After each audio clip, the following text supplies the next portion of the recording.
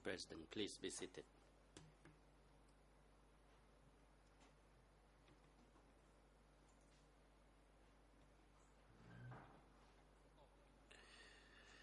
The court is now back in session.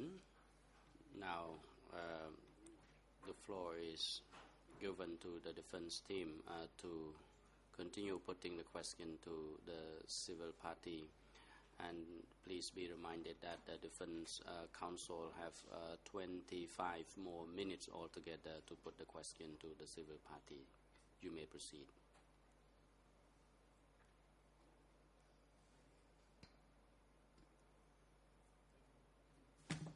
Thank you, Mr. President. Madam Civil Party, I do not have many questions anymore for you, but I would like to discuss one document with you, Mr. President. That is E3/1161, English ERN 00876994. Khmer 00052322 and French 00803309.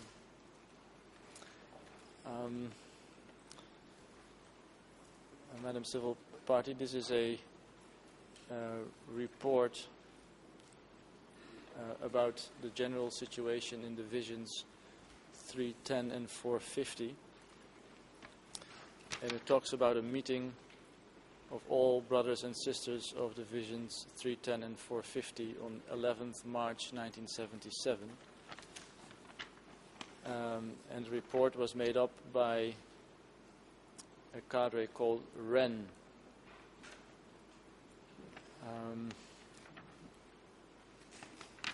Let me read a few things from this report, and maybe that jogs your memory. And maybe this is the regiment meeting that you were speaking about earlier.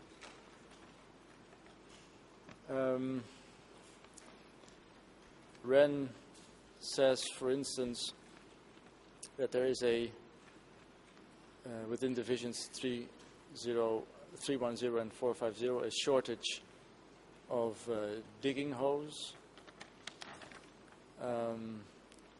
He says that living conditions in terms of fish and meat had been resolved, with 3 horse carts for each unit every morning.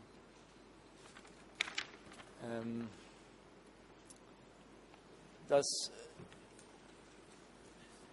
this somehow jog your memory? A meeting with all brothers and sisters of divisions 310 and 450 together on the 11th of March 1977. And that REN was chairing this meeting. Does that ring a bell at all, or none whatsoever?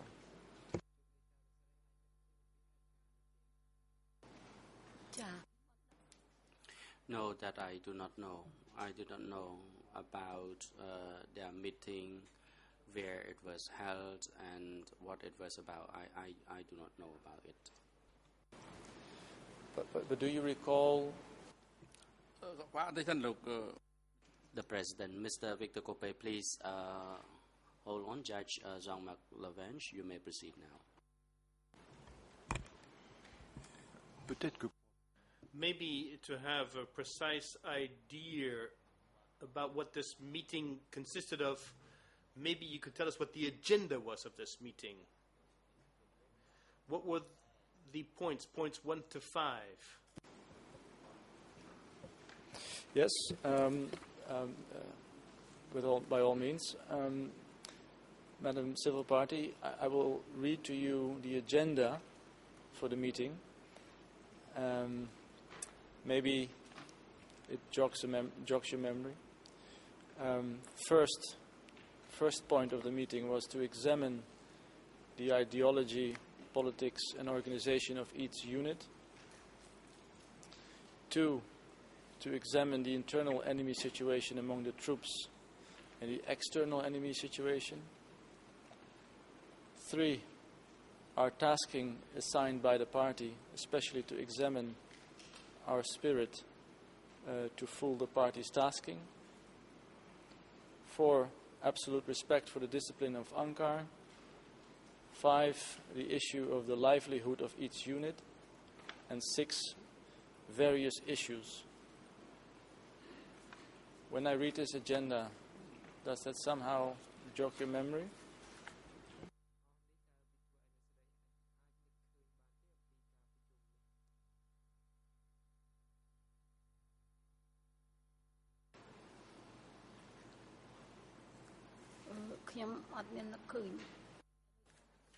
No, I do not recall that meeting. I cannot recall it at all.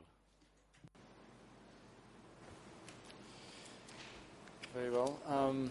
My last question, Madam Civil Party, is probably a controversial question.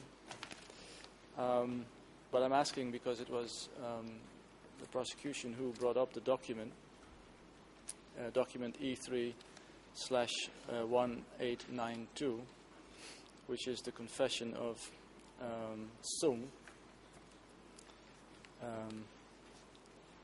And the top of the confession, it says that this was written before he was tortured, as indicated as well by the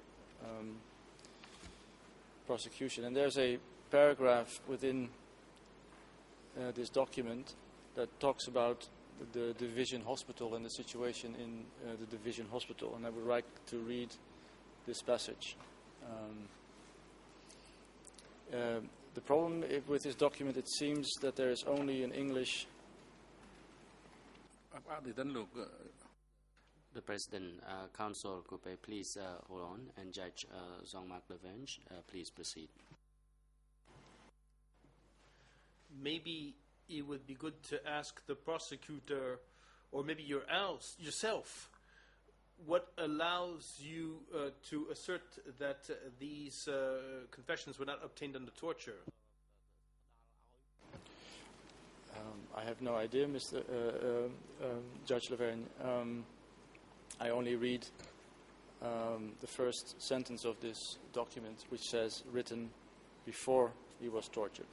But I brought it up because the prosecution indicated the same passage, and because the civil party had indicated that she had worked at the division hospital, I was wanting to read a passage specifically about the division hospital to her.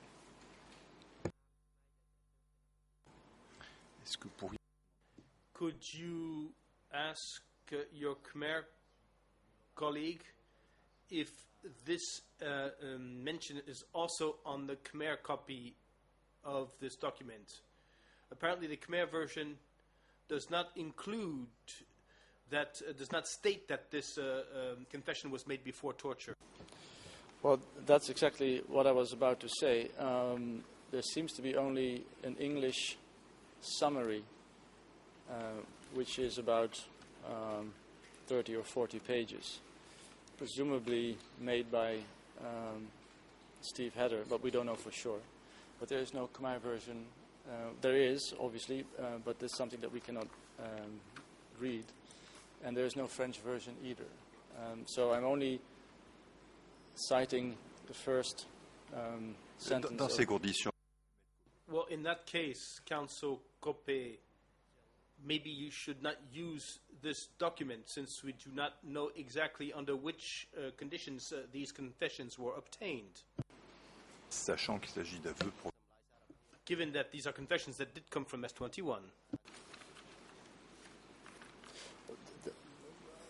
I would like to read it, this passage, but if you say I cannot, then I hear it. Counsel Copé, I think you can use this document if you want to refer to the annotations, but I don't think you can read the content. It's not appropriate to read the content until we know exactly under what conditions this confession was obtained. I wasn't aware yet of a ruling on this issue. I am under the impression that we are still waiting for a decision on this, and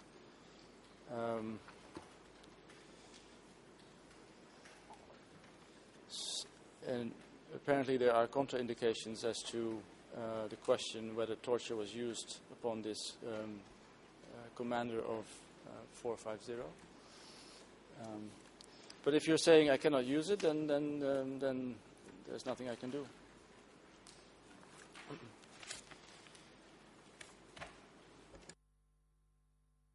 Is that your ruling? Yes, I think you understood perfectly well. Then I have finished my questions.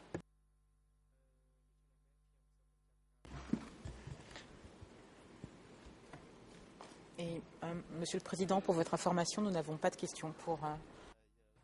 Mr. President, for your information, we do not have any questions for this civil party.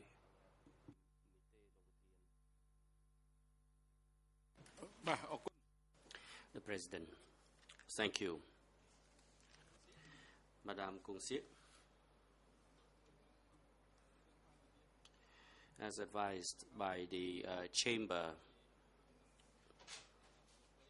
before we started this testimony, toward the end of the testimony today, you can tell the court the suffering and the injury you sustained during the Democratic Cambodia period, particularly against the co-accused Keo Sampon and Nuon Chea, that has led you to apply to join as a civil party against the co-accused. So you may now describe the suffering and the injury, including the physical, material, and mental injuries, as well as personal injury sustained during that period, and their consequences to date. If you have any, you may proceed.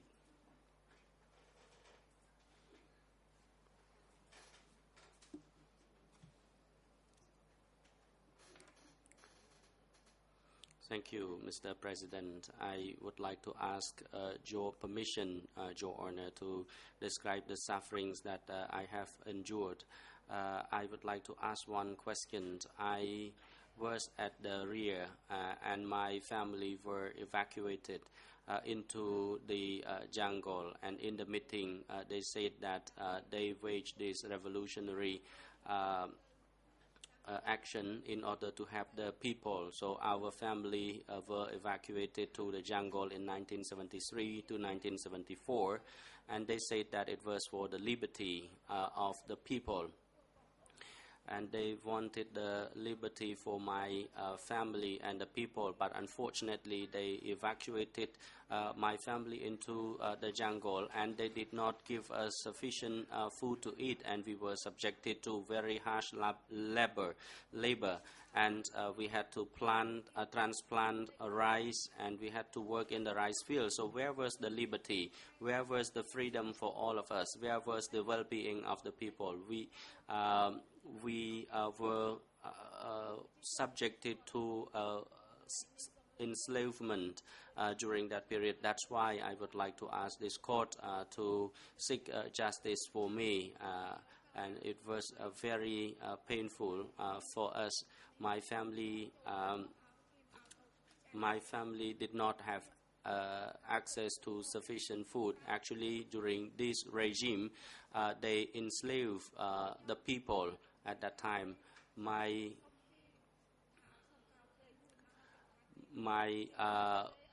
father did not have the underwear, and he asked for a pen, from them, and then they said that, well, they did not have the pen for him. Whatever happened to him, it happened. He would go naked without a pen covering. It was also they did not care about that.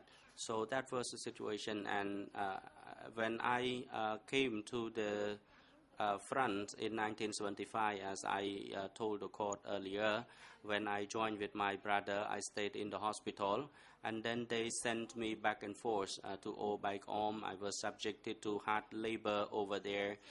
They made me to work in the rice field. They did not give me enough food. They made me sleep along the rice field, and I was suffering from malnutrition, and I add a lot of other, things instead of rice, whatever I could find to eat.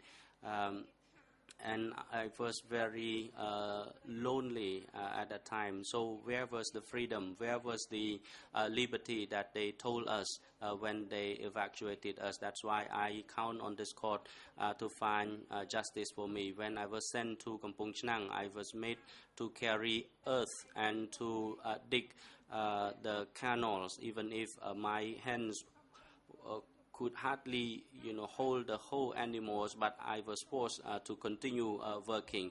I had to work because I fear for my life. If I did not do as what they order us to do, I would not have survived. So I had to carry, for example, they made me carry the cement. I could not carry that cement because it was too heavy and my physical strength was not strong enough to carry it, but they had to make me do it. That's why it affects my body. I had suffered, and now I am still suffering from that overwork. I am on regular medication. That's why I can live until today. So the questions that I would like to ask to them: where was the liberty they promised us? Where was the liberty? So I hope that this court will find justice for us. The President, do you have any specific question you intend to put to the co-accused, Mr. Nguyen Chia and Mr. Kieu Sampon? If you do, you can be brief and specific on that question, and you can ask that question through us, through the judges and me, the President of the bench. Civil party. My question that I would like to put to them through Mr. President is that I have suffered painfully through this regime. I would like justice to be done so that I can feel relief after this. The President. Thank you. The hearing of the testimony of civil party Kung Siet is coming to a conclusion now, and then we will continue TCW 943 in the next proceedings. Madam Kung Siet, the chamber wishes to thank you for coming to testify on the suffering and injury you endured during the Democratic Cambodia. Now your testimony is coming to an end, so you may now go back to your home or to anywhere you wish to go. And on behalf of the bench, I wish you all the best of luck and good health and a safe journey back home. And we also like to thank the TPO staff for accompanying this civil party during her testimony. Now it is coming to an end of this testimony, so you may go back now, and court officer is instructed to have the civil party to return to her home. And the chamber called TCW 943 to come to the courtroom now.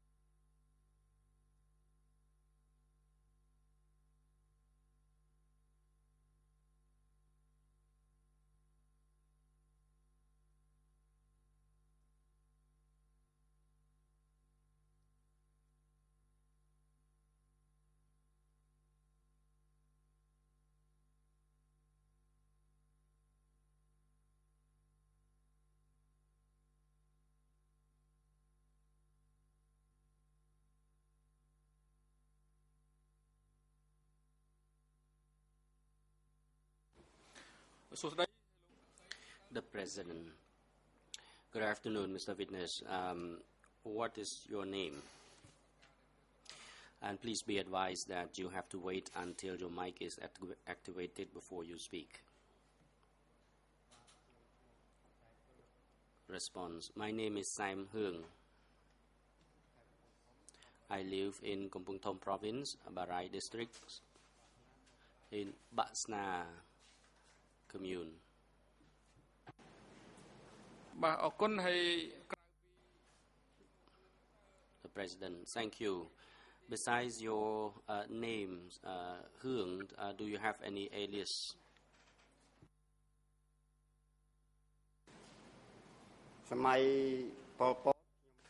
Response.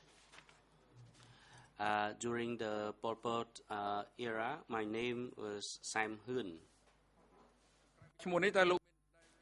The President, do you have any alias? Response, none. The President, how about Kim? Kim.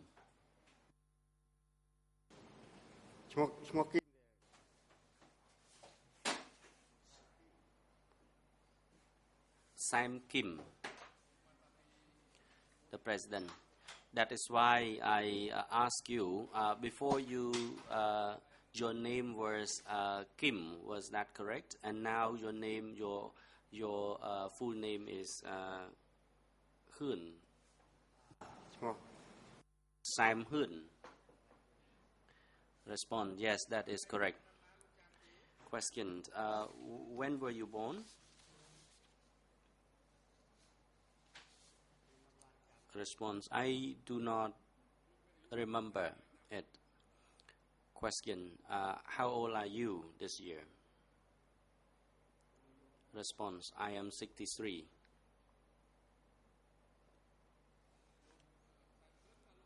Question, what do you do for a living, Mr.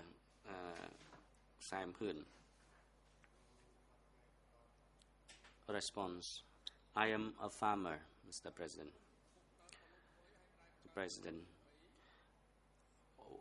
what is your father and mother's name? Response, my father Sam and my mother Kut, both of them have passed away. How about your wife? What is her name and how many children have you got? Response, my wife, Mom Lee, we have 6 children.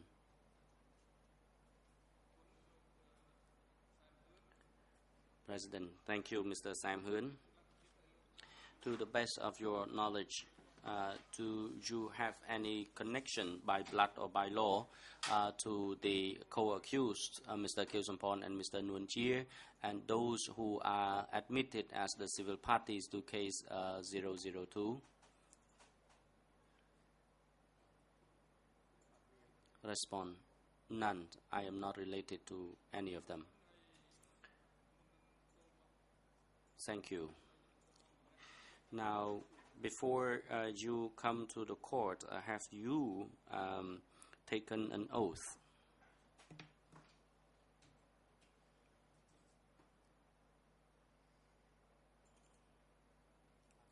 Respond, yes, I have.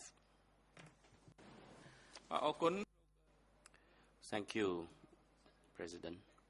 Mr. Sam Hun, now I wish to advise you of your rights and duty before the proceeding. Mr. Sam Hun, as the witness before this chamber, you may reject to respond to any question or comment which may incriminate you. That is the right to against self-incrimination. And as for the duty of you as a civil party, you shall respond to the question put by the parties as well as the chamber, unless the question or any comment elicited which may amount to your self-incrimination, which I have just advised you. So as a witness, you have to answer and tell the truth and nothing but the truth. So you have to tell the court what you have heard, what you have saw, and what you have experienced by yourself. Mr. Sam Hyun, have you ever testified or provided any testimony to the investigator of the Office of Investigating Judges before? And if you have, how many times have you conducted this interview with them, and where were the interview taken place? Response. I have provided testimony to the investigator in Andao village in Batsna Commune, Barai District, Kampong Thom Province. But as to how many times I gave this interview, I do not recall. The President. Before coming before this chamber, Mr. Sam Hyun, have you reviewed or read your record of interviews conducted with the investigators of the Office of Investigating Judges in order to recollect what you have told them? Response. I have already read all of them, but I have recollected some of them only.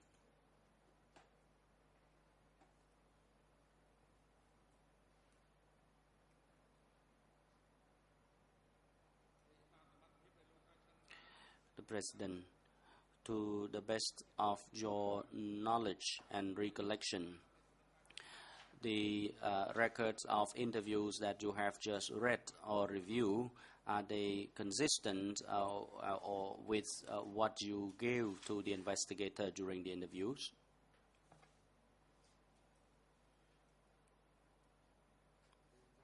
Response. Yes, they are correct and they are consistent as well.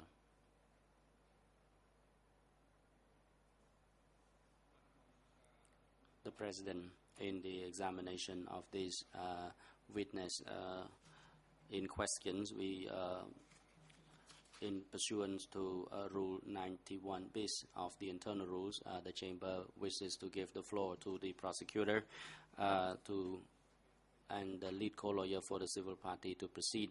You have 3 sessions to put the question to this witness. You may proceed now. Thank you, Mr. President. Good afternoon, sir. I want to start by just asking you some questions, basic questions about your background. Is it correct that you only went to school 1 year?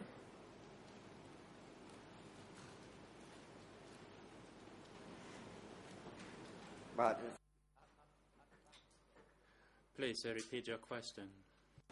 Sir, how much schooling do you have?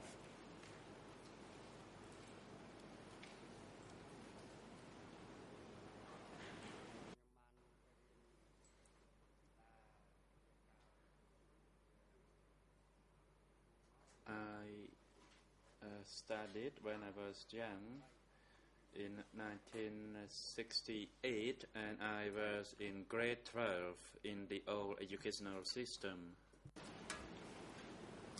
Is it correct then to say that you studied for 1 year?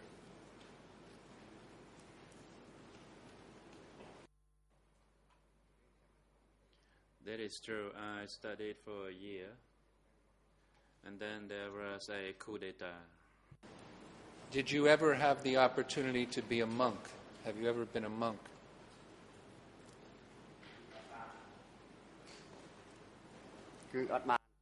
No, because by that time the monks were forced to disrobe. When you say at that time the monks were forced to disrobe, at what period of time were the monks forced to disrobe?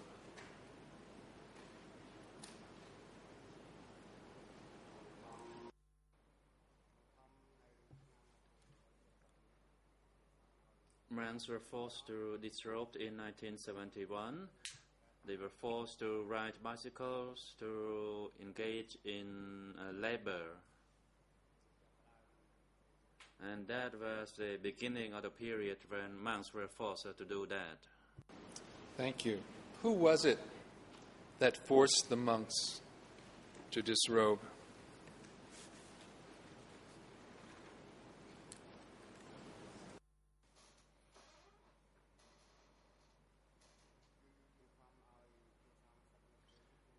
The monks were disrobed, were forced to disrobe by Pol Pot and the Khmer rules.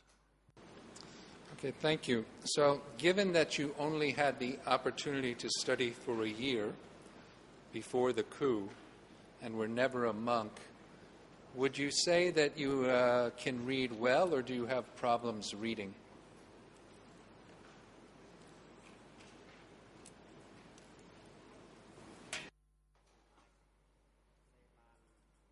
I can do a little writing and reading, but not that much. You indicated you read statements that you previously made.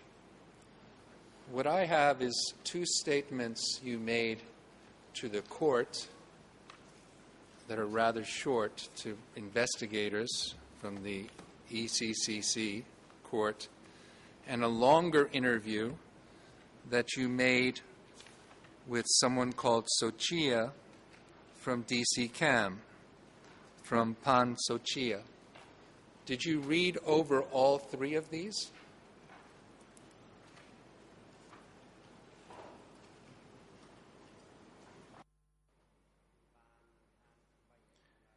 I did. However, the statements were made quite a long time ago, so I cannot recall all the details.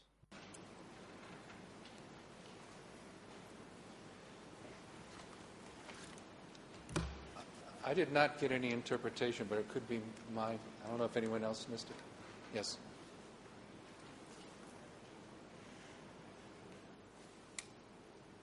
Oh, sorry.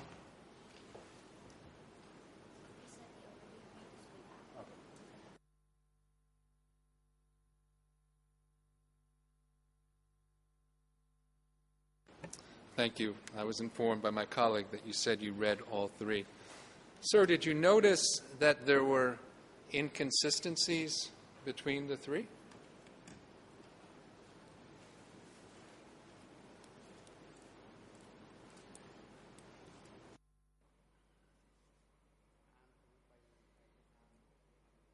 I read all three statements, and to my understanding, they are all consistent. Okay. Sir, do you recall the zodiac sign that you were born under? You know what I mean? The Chinese sign, the year of the monkey, the year of the... What year were you born under?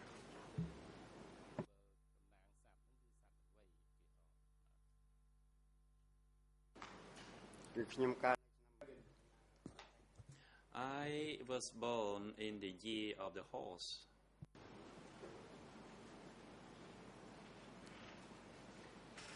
Well, sir, the year of the horse, one of them is 1943, which... Do you remember the month you were born?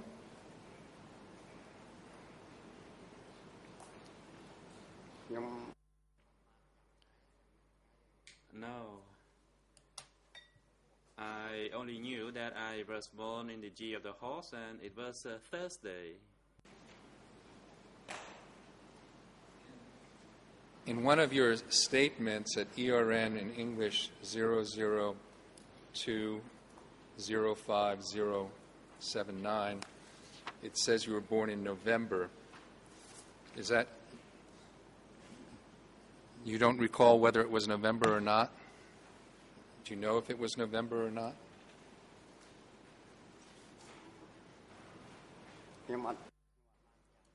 No, I cannot recall that. I only recall that it was Thursday when I was born. Okay.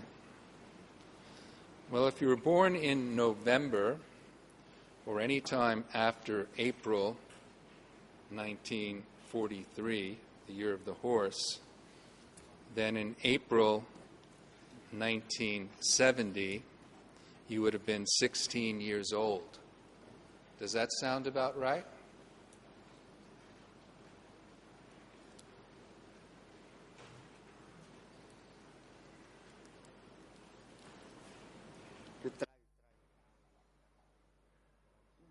Yes, I think it sounds about right, because I was around 19 years old in 1970. Well, which are you more sure of? The age you were in 1970 or the fact that you were born in the year of the horse?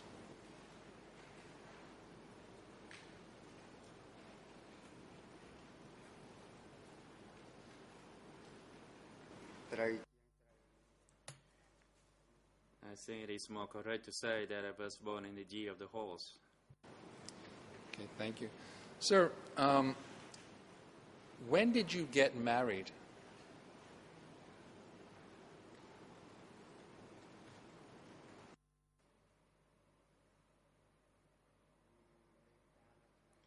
I got married in 1979, says the witness.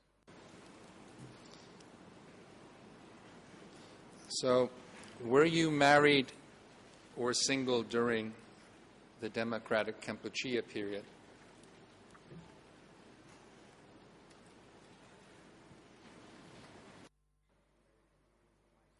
During the DK period,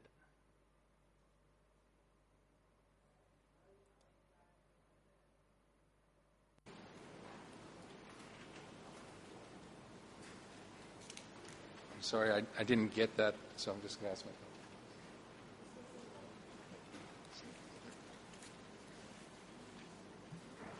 my Now, sir, did you join at some point after the 1970 coup? Did you join a force, a military force?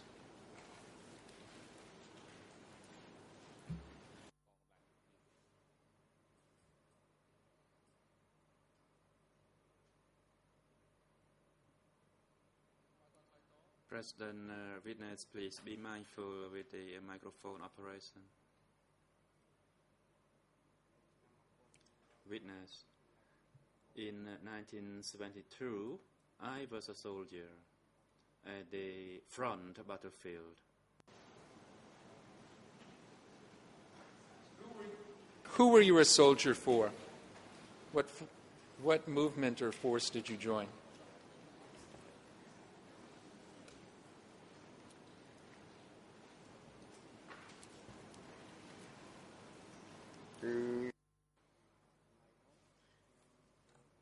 At that time, I served in the army for the front for the National Salvation. Okay, thank you. What units did you serve in during the time that you were a soldier?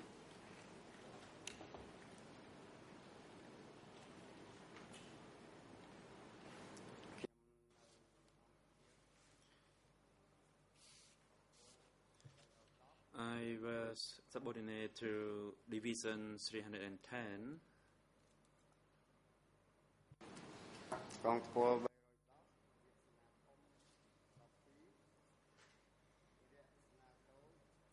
In Regiment 12 and Battalion 123,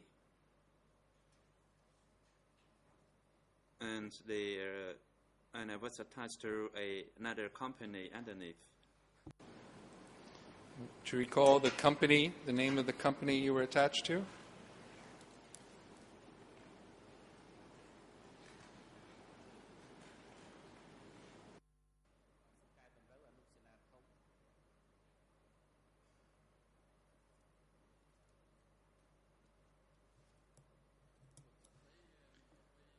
President, Mr. Witness, you do not need to refer to your personal note.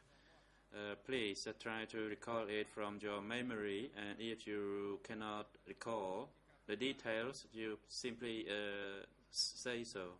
Thank you.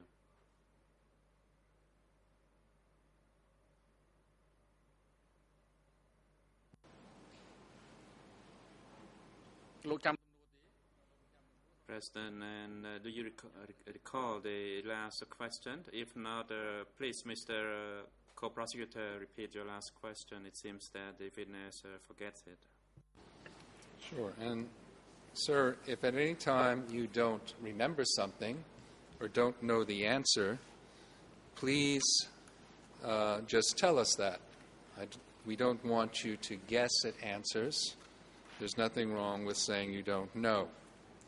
We want you to just tell us what you saw and heard, what you can recall. Do you recall the name of the company that you were associated with? You said you were in Battalion 123, Regiment 12. Do you recall the name of the company?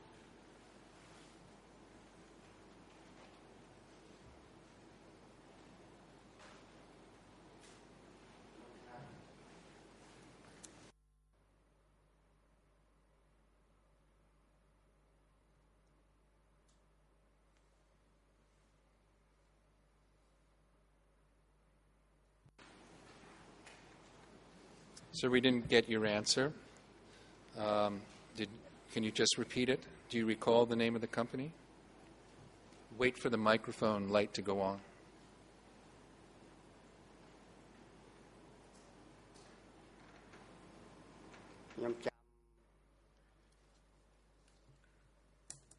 It was Company 5. Okay, thank you. Now, I want to start with April 1975, when the Khmer Rouge entered Phnom Penh. Do you recall where you were then?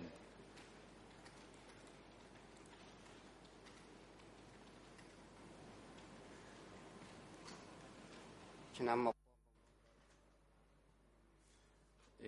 1975, I entered Phnom Penh,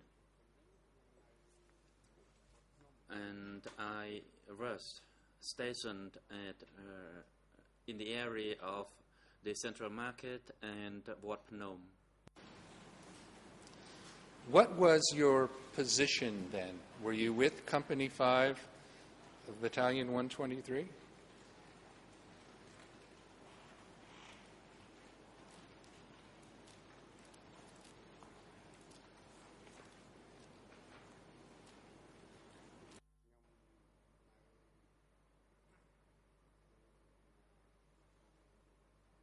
In 1975, I was attached to that company.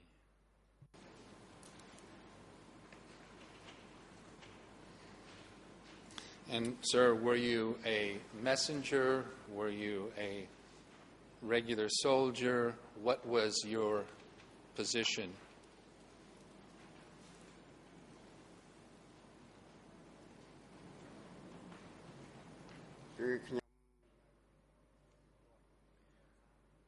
I never worked as a messenger. I was a soldier on the ground. And, sir, who was the commander of the company?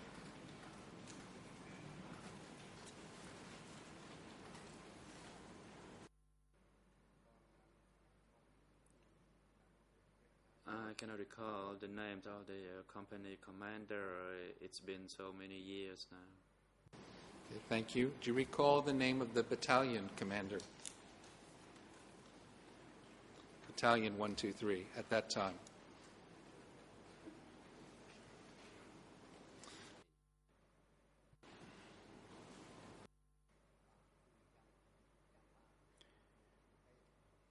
For the battalion, the commander was 8. Thank you.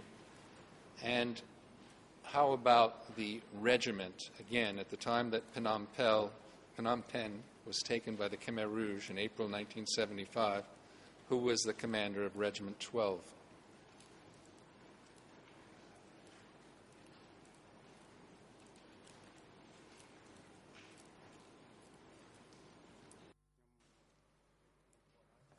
I do not recall the name of the regiment commander, because not long after we entered Phnom Penh, he was arrested. Okay, thank you. How about the name of the commander of the division?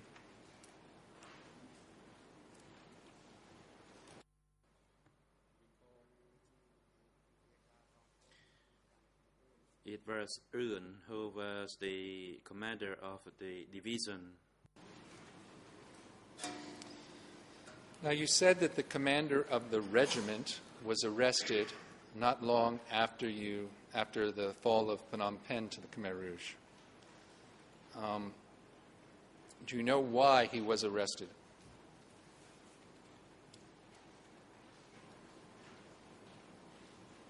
I do not know the reason, but I only heard that he was arrested.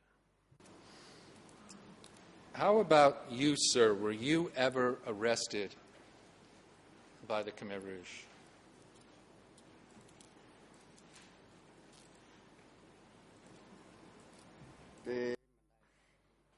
No, I was never arrested. However, my activities were being monitored as I was accused of having a connection to the traitorous network, since the division commander was accused of being a traitor. By the way, in your division, 310, were most of your comrades, your fellow soldiers, from the same areas, from that part of the country where you were from?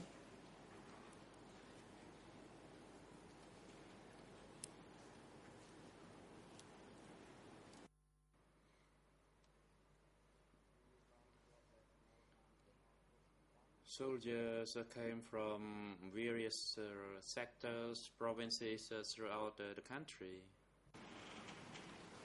Were there many in your division from Kampong Thom?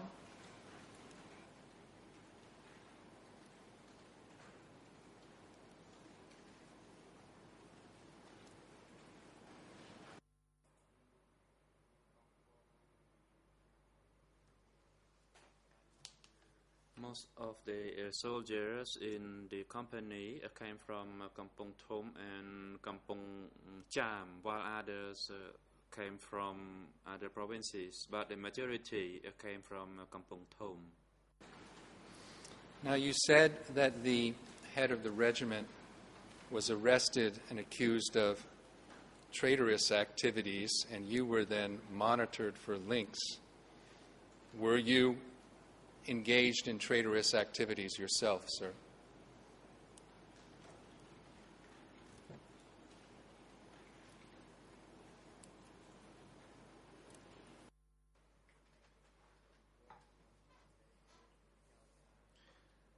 I was accused of having a connection with a traitorous link, since the head of the regiment was arrested and the head of the division was also arrested.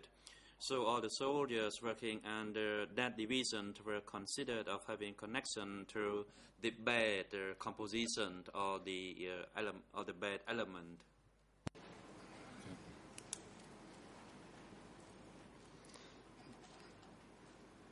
Were any of the soldiers that you knew of, well, first of all, you, sir, were you a member of a KGB or CIA network?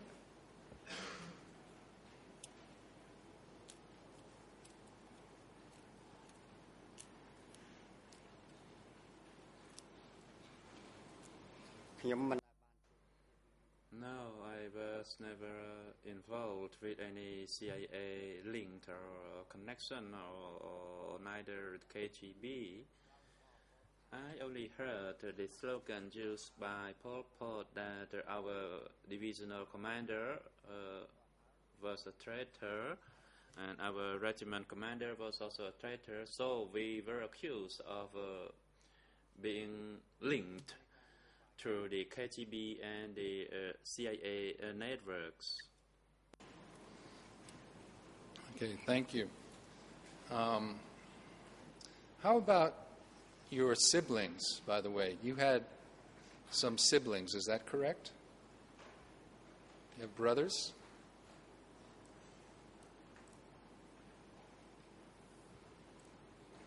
I had 4 siblings. three brothers and one sister. The eldest brother was taken away and killed during the Pol Pot time. I survived, and my other sister and brother also survived. Do you know why your brother was taken away and killed during the Khmer Rouge period?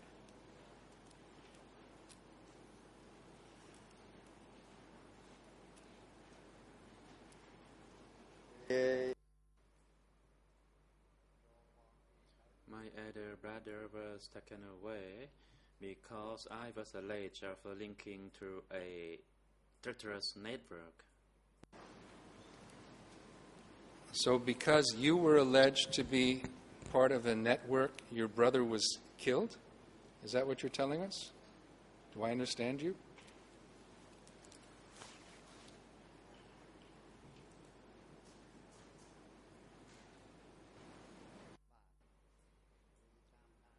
Yes, after they monitored me, they said that we were having a connection to the treacherous network, and all soldiers from the North Zone were accused of having that link. Sir, was your brother in Division 310 or in another North Zone division?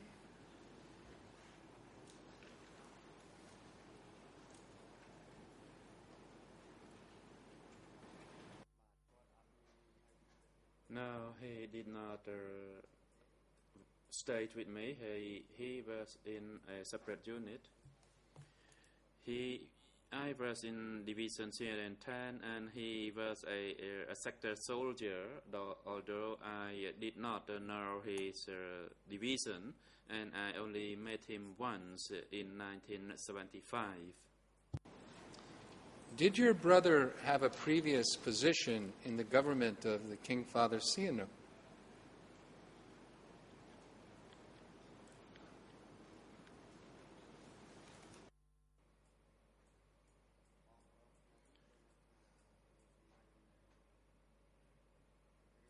During the Sangkum Niyum, he had a relationship with police and military officials, and in fact, he actually had a connection with the former officers as he was trying to find the network of the Khmer Rouge.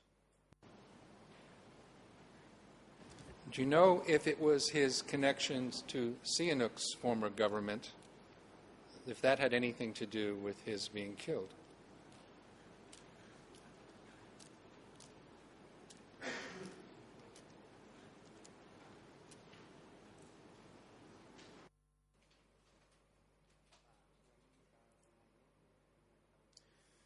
At that time, I was pretty young, and that's what I saw. And I saw that he had a connection with the former military and police officers, as he was working for them in searching out for the network of the Khmer Rouge. And that happened in 1968. And later on, I did not know what was going on with him. Sir, just so that we have that name of your brother, may I ask you please to tell us what was the name of your brother who was killed by the Khmer Rouge?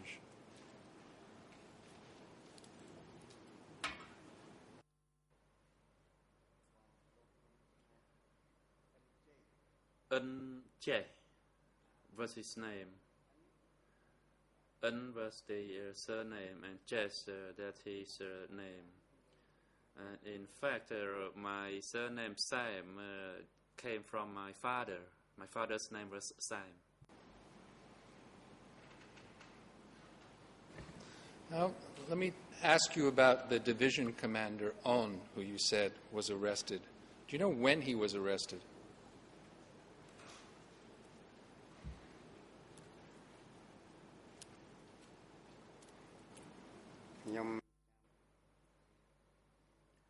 I remember that the arrest happened toward the end of 1975, although I cannot recall the exact month.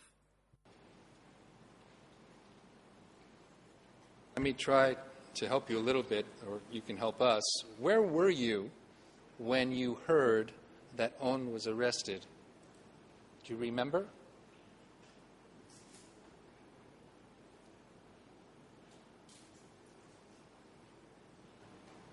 I was working in a rice field in Turkok.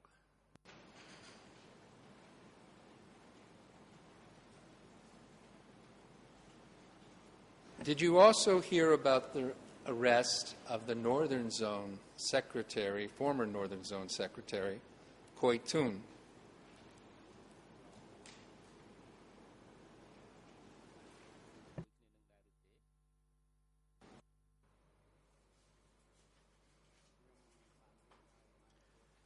I heard about that as we were told. We were told Khoi Thun was arrested as he was part of the treacherous network.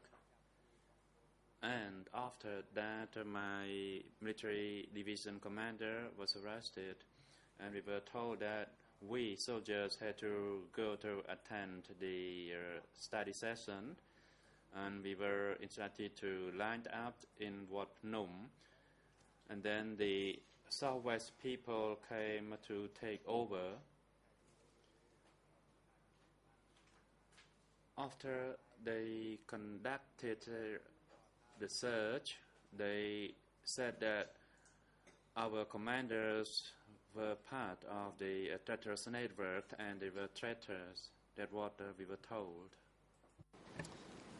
Sir, was it unusual during the period of democratic Kampuchea for the Khmer Rouge authorities to tell you after they arrested or executed someone that this person was part of a traitorous network?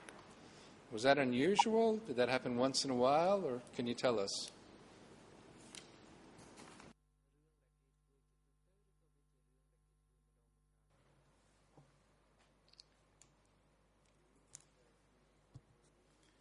I received that information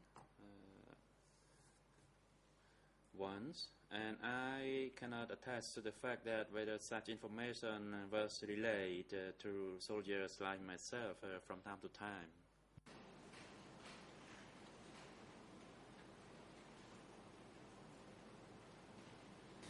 Now, you had fought under On's command in various battlefields, is that correct?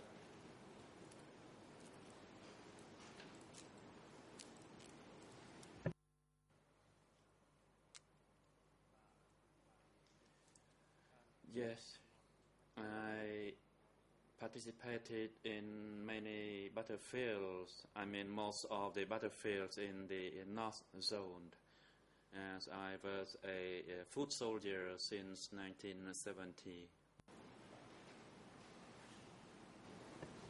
Can you just briefly tell us some of the places that you fought under On's command?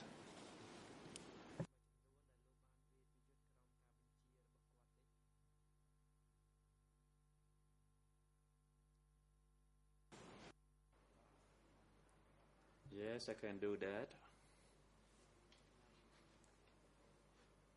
In 1973, I participated in a battlefield in Siem Reap, in Udom Mien Chey, and in late 73, I was transferred from Udom Mien Chey to defend Angkor Wat for a year.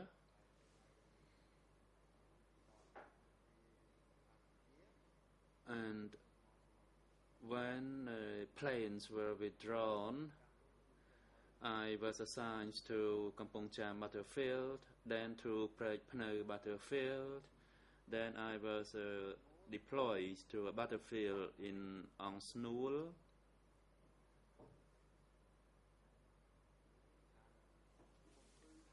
that is in Kampong Speu province. These are some of the battlefields that I participated in. I have many more questions. Such an honor.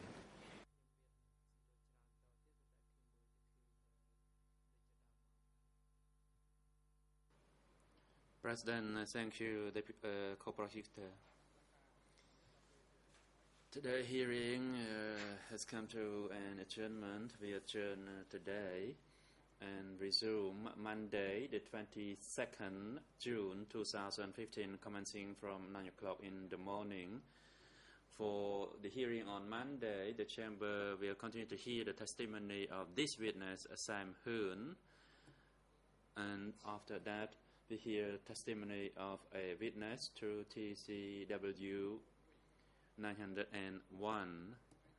And please be informed that for tomorrow and after tomorrow, there will be no hearing as they are national holidays. So please be advised. And Mr. Sam Hoon, the Chamber is grateful of your time and testimony. However, it is not yet concluded, and you are again invited to return to testify on Monday next week, commencing from 9 o'clock in the morning, and you are now excused. And court officer, please, in collaboration with Visu, make necessary arrangement to transport the witness to the place where he is staying, and invite him to return to this courtroom on Monday next week, commencing from 9 o'clock. Security personnel, you are instructed to take the two accused, Noon Chien Kia Sampon, back to the detention facility and have them return to attend the proceedings on Monday, 22nd June 2015, before 9 o'clock. The court is now adjourned.